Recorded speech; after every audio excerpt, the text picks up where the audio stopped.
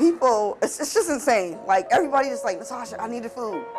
I need your food. Like, it's just, in the middle, 12 o'clock in the morning, 2 o'clock in the morning, 3, I can wake up to a message, bing, are you cooking? I'm like, I'm not, it's 5 o'clock in the morning. Are you serious? But yes, they love my food. They really do.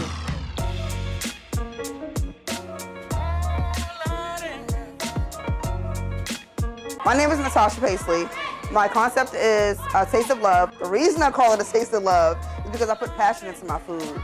I put everything that my grandmother taught me, my mother taught me, generations passed down, into my food, so you taste it.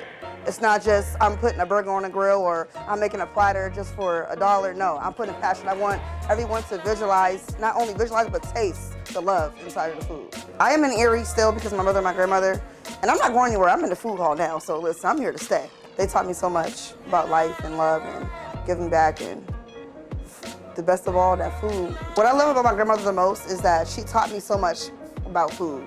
You know, just me watching her as a little girl, I always used to be like, Mom, Grandma, can I help? Grandma, can I help? And it came to a point where as I grew older to an adult that I can be able to do things on my own and just look back on memories and like, wow, this is my grandmother's recipe. Let me put this out here for the world to taste, you know, and just put my own little spin on things, you know.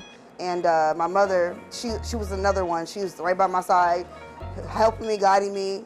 Put this in there, don't put this much, and I never could understand why she would never measure anything any of her ingredients. I'm like, Mom, shouldn't you measure that? Honey, no, I know how to do this. Pinch here, she just had it all balanced out. I just never knew why, but as I got older and I went to culinary art school, they teach you how to level things out and measure everything equivalently.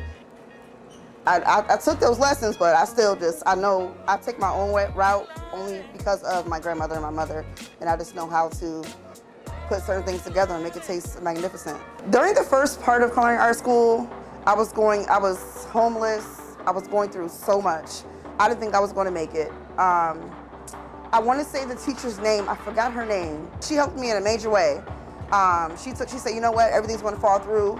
And things started picking up for me. I ended up getting out of the homeless shelter into a new home. And I was like, Miss Sheldon, guess what? I showed her the pictures of my home, and it was so beautiful. And she really helped me, and I really thank God for that.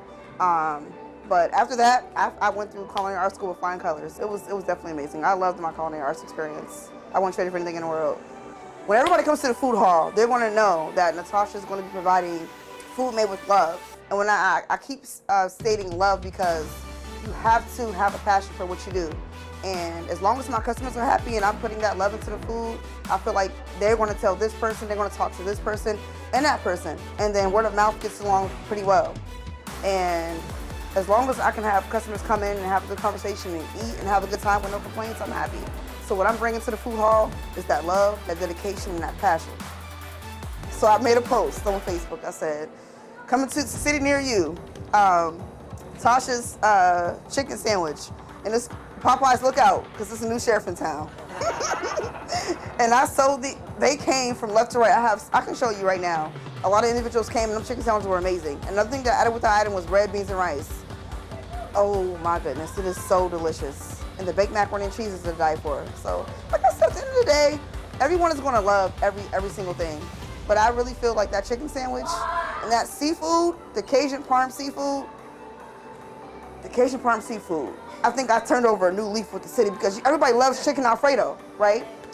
So I make my own Alfredo sauce from scratch and I make it and I put it all over the seafood. But when I say individuals are going insane, I mean, I sell out three, 4 times a day and it's insane. I have like probably 25 messages in my box right now, plus more. Are you open yet? Are you open yet? So I'm supposed to open here at 5 today. So it's just so insane. Like, it's just coming and coming and coming. It doesn't let up. I'm just so happy. And I don't get tired. I just want to give me more. I love it. So I can just imagine what this food hall is going to do for me. It's just so amazing. And I feel myself right there. Like, I can see myself there. I'm ready. I'm so excited. I feel like there's so much going on in the world today. This food hall is going to do some different things for the city. I'm telling you. Downtown area. People are going to come from not even just downtown where we are located. They're going to come from central area. From Mill Creek, Harbor Creek, Wesleyville. We're going to have the whole inner city just coming, inner and outer, coming to see what the food hall is all about. This is something that we needed for a long time. And what better way? You not only do you have this type of food, you can have this type of food and another choice and another different choices. Who doesn't want that? Just having that come to Erie, Pennsylvania is a wonderful thing because you don't find that elsewhere. This food hall is not your typical, I'm going to go to the mall and go to the food court. Absolutely not. You're getting top of the line gourmet food. You're getting top of the line chefs, people that love what they do and want to just give the community their love and show them, listen, this is what we're doing right now. Come support.